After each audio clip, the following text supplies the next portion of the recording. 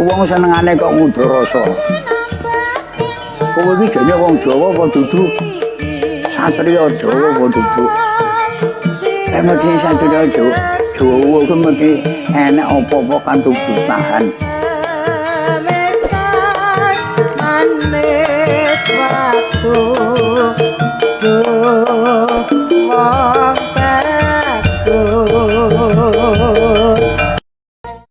Joko Lodang. Saya tidak tahu istilahnya khas ya. Kenapa Ronggo Warsito pakai istilah Joko Lodang? Karena manusia yang tercerahkan, manusia yang mengalami puncak pengalaman mistik itu adalah seorang yang Joko dan Lodang. Joko itu kan berarti masih ting-ting, masih murni, masih jernih. Dan Lodang, dia santai, tidak kesusu-susu, nggak dipepet-pepet oleh dunia, longgar dia. Cirinya orang yang belum selesai itu dia marah-marah terus, kesusu-susu terus, bingung terus. Tapi kalau sudah Joko Lodang, kamu jernih dan santai, itu berarti kamu sudah selesai dengan dirimu sendiri. Jadi di syairnya Joko Lodang gumandul, praptaning ngetengkrang seruwus, eling-eling pasti karasaning hyang wiji, gunung mendak jurang merenjul, ingusir projo prangkasor. Jadi Joko Lodang datang berayun di antara pohon-pohon. Jadi karena dia sudah santai, ya nongkrong di atas pohon, tidak masalah, ngerokok-ngerokok, ngopi-ngopi, santai, dia sudah selesai, sudah tercerahkan. Kemudian duduk tanpa sopan, dia tidak terikat lagi oleh tradisi, tata adat yang tidak hakiki. Maka digambarkan duduk, tidak usah mikir kesopanan, dan berkata dengan keras. Dia mengingatkan orang-orang, ingat-ingatlah, sudah jadi kehendak Tuhan, besok gunung-gunung tinggi akan merendah, jurang yang curam akan muncul. Kalau bahasa Jawa ini namanya wolak-waliing zaman. Zaman akan kebalik-balik. Gunung yang harusnya muncul, dia malah ambles. Jurang yang harusnya di bawah, dia malah muncul. Yang benar jadi salah, yang salah kelihatan benar. Diingat-ingat besok ini. Dan yang kalah perang akan terusir. Jadi bukan yang salah akan terusir, bukan yang keliru akan terusir, tapi yang kalah perang. Besok akan ada kondisi semacam ini, zaman kebolak-balik. Dan yang mengabarkan ini Joko Lodang.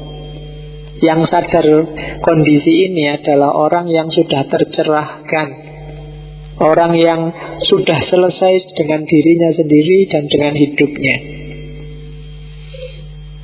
Tak loncati beberapa bait. Terus ada lagi yang gelisah siapa? Mbok perawan songgowang, duh kiteng kolbu. Kenapa pakai istilah mbok perawan? Kenapa pakai istilah mbok dan kenapa pakai istilah perawan? Perawan sama kayak Joko tadi, ada kemurnian, ada kejernihan di situ. Kenapa mbok? Mbok itu kan semacam kakang atau kakak atau ibu yang perempuan. Kenapa kakak dan ibu yang perempuan? Karena dalam mbok ada jiwa ngayomi, ada jiwa sayang, ada keibuan yang bisa mengasuh. Ketika Joko Lodang menceritakan besok zaman akan kebolak-balik, kacau dan rusak, yang gelisah pertama-tama adalah mbok perawan. Mereka yang punya kepedulian, punya jiwa momong terhadap lingkungan sekitarnya, yang perawan, yang pikirannya jernih, yang tidak ditunggangi oleh aliran mazhab apapun. Mbok perawan bersedih hati. Cuma kemudian Joko Lodang nabdo malih, Joko Lodang berkata lagi, namun ketahuilah bahwa ada hukum sebab musabab, kepastian yang bisa dibaca. Usahakanlah supaya segera terjadi. Jadi hidup ini ada sunnatullahnya. Siapa menabur, dia akan menanam. Solusinya biar wolak-wali ing zaman itu segera selesai, taburlah yang baik-baik sekarang. Tidak usah nunggu besok, tidak usah kesuwen diskusinya. Sekarang selesaikan itu, besok kita akan panen yang baik. Kalau kita nggak segera menanam sekarang, kita masih gegeran sendiri, saling caci antar kita sendiri sekarang, tidak akan ada panen besok. Maka sekaranglah, itu hukum sebab musabab.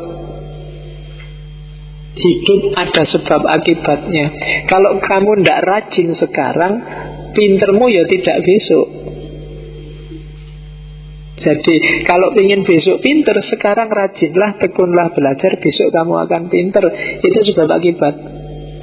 Kalau ingin Indonesia ini beres segala urusannya besok, kita semua harus tirakat sekarang.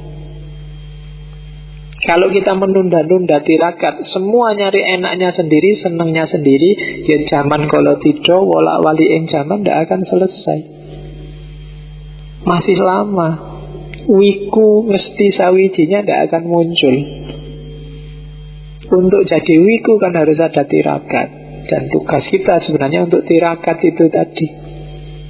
Itu peringatannya Joko Lodang. Bait selanjutnya ini nanti yang sering ditafsirkan orang ramalan kemerdekaan Indonesia, karena pas kalau pakai Condro Sengkolo itu tahun 1945. Jadi sangkalane masih nunggal zamanipun ning sakjroning madya akhir. Wiku sapta ngesti ratu, adil parimar mengdasih ing kono kersaning manun. Kapan era sebab akibat itu selesai? Zamannya masih sama, jangan khawatir. Pada akhir pertengahan zaman, Wiku Sabto ngesti ratu, Wiku 7 Sabto 7 ngesti 8 ratu 1. Jadi tahun Jawa 1877. Itu kalau dikonversi tahun Saka 1887 itu sama dengan tahun 1945. Pas. Akan ada keadilan antara sesama manusia. Itu sudah menjadi kehendak Tuhan. Ini yang saya bilang dahsyatnya Ronggo Warsito. Nasihat ini bisa berlaku segala zaman, tapi dia bisa menyisipkan salah satu fase yang menunjukkan bahwa yang dia omongkan benar, yaitu 1945. Jadi itu yang tadi contohnya, contoh Condro Sengkolo.